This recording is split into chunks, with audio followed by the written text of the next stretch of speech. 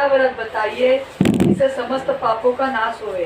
तब ब्रह्मा जी ने कहा, राजन, मैं तुम्हें वह व्रत बताता हूँ जिससे समस्त पाप विनाश को प्राप्त होंगे।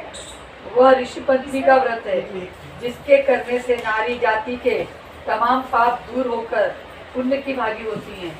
इससे लिए तुमसे एक पुराण कथा कहता हूँ कि विदर्भ देश के एक मृतक नाम के सदाचारी ब्राह्मण निवास करते थे। उनकी प्रतिव्रता नारी सुशीला से एक पुत्री और एक पुत्र का जन्म हुआ।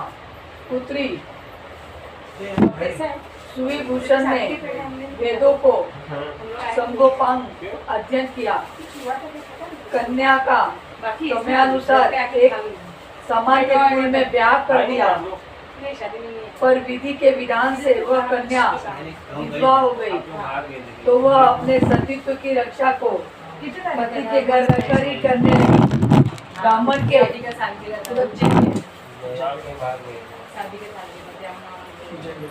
ब्राह्मण ने सपरिवार गंगा तट पर कुटिया बनाकर ब्राह्मण बालकों को विद्यार्जन कराने लगे। एक दिवस कन्या माता पिता की सेवा कर शिलाखंड पर शयन कर गई। रात भर में उसके सारे शरीर में कीड़े पड़ गए।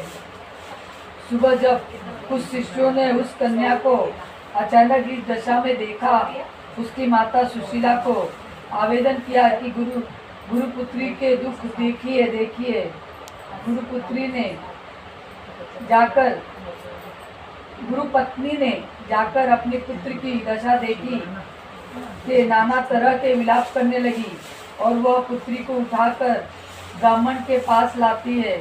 ब्राह्मण की पुत्री की दशा देखकर अति विस्मित को प्राप्त होते हैं और दुखी भी होते हैं। ब्राह्मणी ने हाथ जोड़कर कहा, महाराज, क्या कारण है कि इस पुत्री के सारे शरीर में कीड़े पड़ गए? तब महाराज ने ध्यान करके देखा तो पता चला कि वह पुत्री 7 जन्म पहले भी ब्राह्मणी थी। तो वह एक दिन रजस्वला होते हुए भी घर के तमाम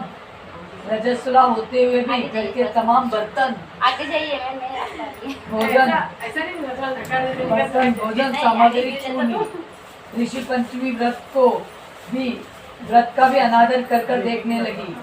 उसी दोष के कारण पुत्री के शरीर में कीड़े पड़ गए, क्योंकि रजोधर्म वाली स्त्री प्रथम दिन चांडाली के बराबर, दूसरे दिन ब्रह्मघातनी के समान, तीसरे दिन धोबिन के समान शास्त्र दृष्टि से मानी जाती है।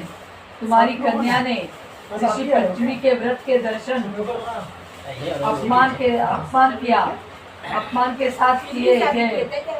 ऋषि दर्शन का अपमान किए, उससे ब्राह्मण कुल में तो जन्म हुआ, पर शरीर में कीड़े पड़ गए हैं। तब सुशीला ने कहा, महाराज, ऐसे उत्तम व्रत तो आप विधि के साथ वर्णन कीजिए, जिससे संसारिक प्राणी इस व्रत के लाभ उठा सके।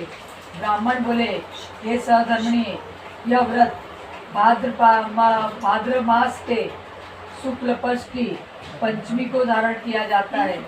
पंचमी के दिन सुंदर नदी में स्नान कर व्रत धारण कर सायंकाल ऋषियों का पूजन विधान से करना चाहिए।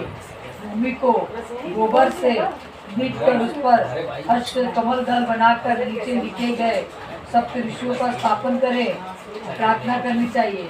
महर्षि कश्यप, महर्षि अत्रि, भारद्वाज, विश्वामित्र, गौतम, जमदग्नि, वशिष्ठ ऋषियों की स्थापना कर आचमन, स्नान, चंदन, धूप, दीप, नैवेद्य आदि से पूजन कर व्रत सफलता की कामना करनी चाहिए।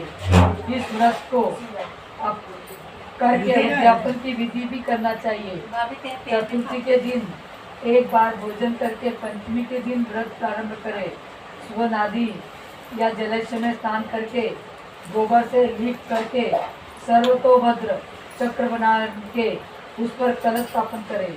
कलश के कंठ में नया वस्त्र बांधे, पूजन सामग्री एकत्र कर अष्ट कमल दल पर सप्त ऋषि को स्वर्ण प्रतिमा स्थापित करे। अभी आज स्वर्ण प्रतिमा को नहीं ला सकते अभी कल युग में, तो अपन सुपारी रखते हैं। इस स्थापित कर षोडशोपचार से पूजन कर रात्रि को पुराण का श्रवण करे, फिर सुबह ब्राह्मण भोजन दक्षिणा देकर संतुष्ट करे। इस प्रकार से इस व्रत का उद्यापन करने से नारी सुंदर रूप लावण्य को प्राप्त होकर सौभाग्यवती होकर धन पुत्र से संतुष्ट से हो अजय उत्तम गति को प्राप्त होती है। दूसरी कथा भविष्य पुराण में इस प्रकार आती है कि एक बार महाराज कृष्ण से महाराजा युधिष्ठिर ने कहा कि वह कौन सी पंचमी है जिसके करने से नारी जाति को दोष मुक्ति मिलती है और उसका महत्वपूर्ण हो प्राप्त होता है। आप मुझे संक्षेप में श्रवण कराइए। भगवान कृष्ण ने कहा, राजन, भाद्रपद शुक्ल पक्ष को पंचमी को ऋषि का व्रत करने से रजस्वला से मुक्ति होती है, क्योंकि जब इंद्र ने वृत्रासुर को मारा था तब ब्रह्म हत्या का एक भाग नारी के रज में, दूसरा नदी के फेन में, तीसरा भाग पर्वतों में, चौथा अग्नि के प्रथम ज्वाला में विभक्त कर दिया गया, जिससे हर वर्ण जाति की नारी रजस्वला होने पर प्रथम दिन चंडाली, दूसरे दिन ब्रह्मघातनी, तीसरे दिन धोबिन माफिक दोषी रहती है। उससे वह दिन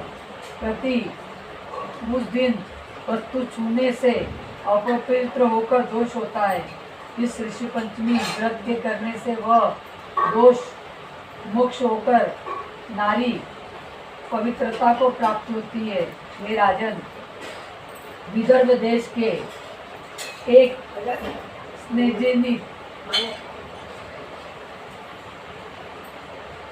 विदर्भ देश में एक स्नेजित नाम का एक राजा था और उसी राज में एक सुमित्र नाम का ब्राह्मण था। उसकी जयश्री नाम की पत्नी एक दिन कृषि कार्य करते रजस्वला धर्म को प्राप्त हो गई। वह समयानुसार भोजन प्रति वस्तु छूती रहती थी। इस प्रकार समय पाकर दोनों पति पत्नी की मृत्यु हो गई। मरने पर ब्राह्मणी को कुतिया का जन्म हुआ और ब्राह्मण को बैल का जन्म मिला। इस पर भगवान कृष्ण कथा बता रहे हैं। ब्राह्मणी को कुतिया का जन्म हुआ और ब्राह्मण को बैल का जन्म हुआ, पर इन दोनों को अपने तप के प्रभाव से पूर्व जन्म की बातों का स्मरण बना रहा और वह दोनों प्राणी अपने ही पुत्र के घर पालित हुए। एक दिन पितृपक्ष में पालित हुए, मतलब बैल और कुत्ता अपने बेटे के घर में रहते हैं। एक दिन पितृपक्ष में ब्राह्मण कुमार ने अपने पिता की श्राद्ध तिथि में विधि अनुसार ब्राह्मण को भोजन रखा था। अपनी पत्नी को स्वादिष्ट पकवान बनाने की आज्ञा दी। इधर ब्राह्मण पतोहू ने विविध पकवान खीर आदि बनाकर तैयार कर दिया। भाग्यवश एक सर्प ने उस खीर में जहर उगल दिया। यह वो ब्राह्मणी कुतिया देख रही थी, तो उसने सोचा कि अगर ब्राह्मण यह खीर खा लेंगे तो मृत्यु को प्राप्त हो जाएंगे। इससे मेरे लड़के को ब्रह्म हत्या का भारी पाप लगेगा।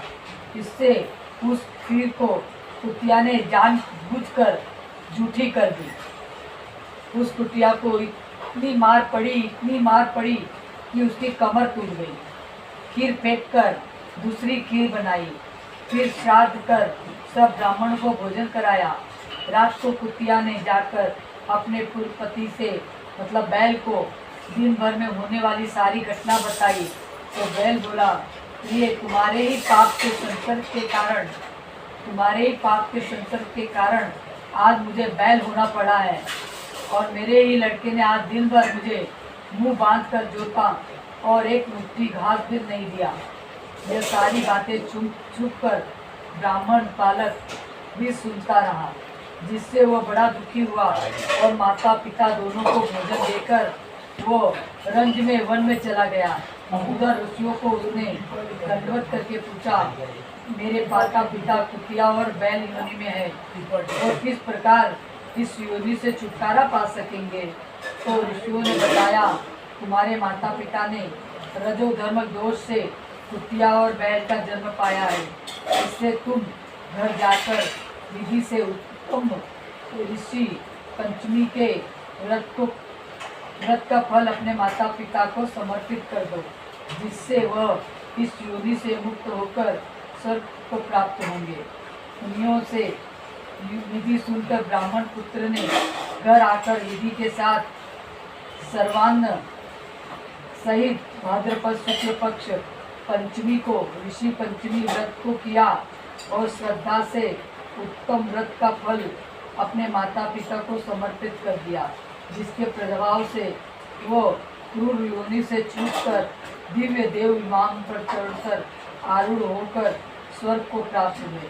हे राजन, जो नारी इस व्रत को विधि के साथ करती है, श्रद्धा से सप्त ऋषियों का पूजन करती है, वो नारी भयंकर रजस्वला दोष से छूटकर शीघ्र ही धन, पुत्र, पौत्र आदि से सौभाग्य रूप को पाती है। इस व्रत को करना नारी जाति को मुख्य कर्तव्य है। इससे मन, तन और तन मन आदि के दोष से मुक्ति होती है। जो फल तीर्थों के करने और दूसरे व्रतों के करने आदि से प्राप्त होते हैं, वे इस व्रत के अनायास नारी जाति को मिल जाता है। हे युधिष्ठिर महाराज, इस व्रत का ऐसा महत्व है, इसी के ऋषि पंचमी व्रत तथा संपूर्ण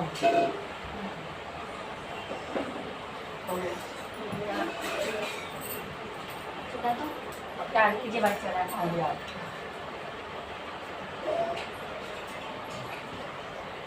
बारह हो गए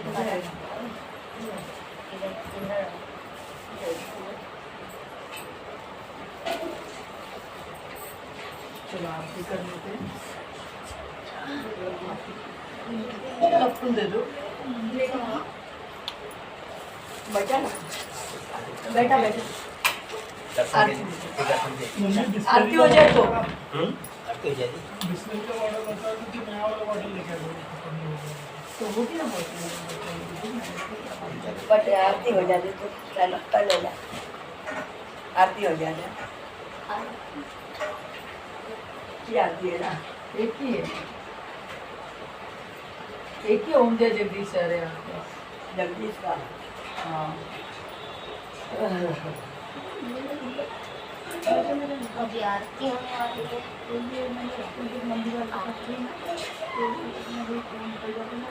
मिक्सर के लगा देते हो। हाँ मिक्स करके लगाने के लिए हो जाता है। हाँ, हो जाएगा।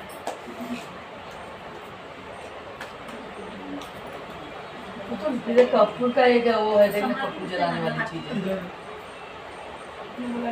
इसी का देसी में जला देते हैं। मम्मी है ना, इसको इस रखी थी कि ना उसका ये जो बाहर जा रहा है इसके लिए तो ऐसा। अरे नहीं, जो कपड़ा है मम्मी उधर नीचे रख देंगे। ए बेटा, नीचे रख देना बाबा, नीचे रख दे, इधर रख दे, इधर रख दे। हार मिल नहीं रहा था राजा बाबू। मेरे जो पोलपाट है ना, उसका भी पूरा ये बाइक को बोलते हैं ज़्यादा झाड़ू पोछा भी करने की क्या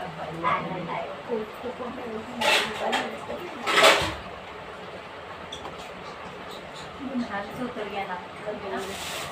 ये कपूर देना है ना, थोड़ा सा चावल मैं आती हूँ।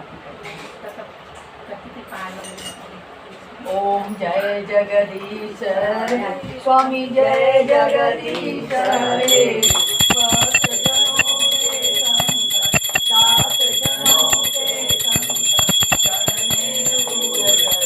ओम जय जगदीश जो जावे भल पावे, दुख विनते मन स्वामी दुख विनते मन सुख संपत्ति जय आवे, सुख संपत्ति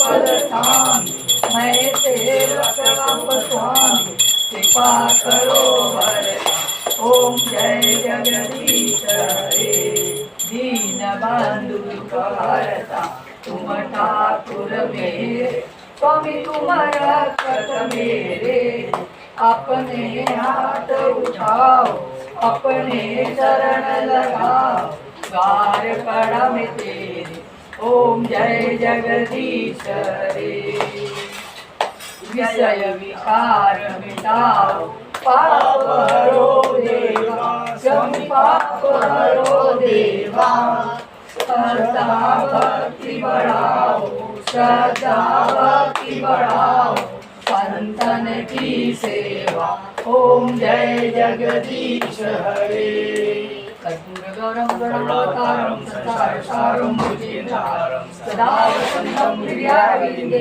भवं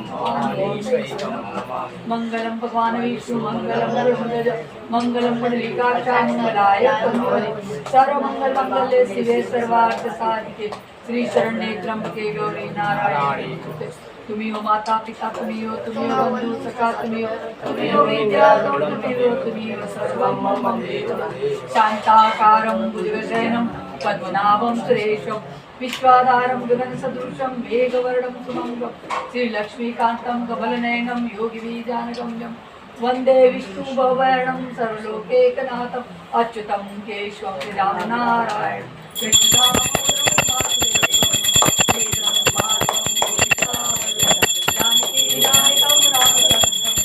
हरे राम राम राम हरे हरे कृष्णा कृष्णा कृष्णा हरे राम राम राम हरे कृष्णा कृष्णा कृष्णा हरे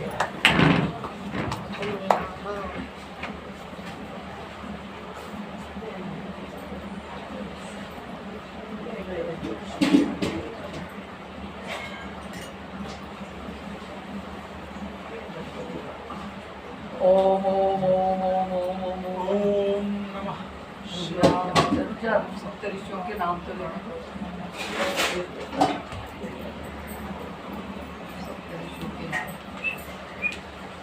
विधि ओम कश्यप ऋषि नमो नमः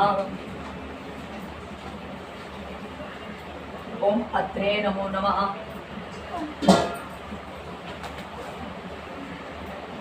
होईल ना?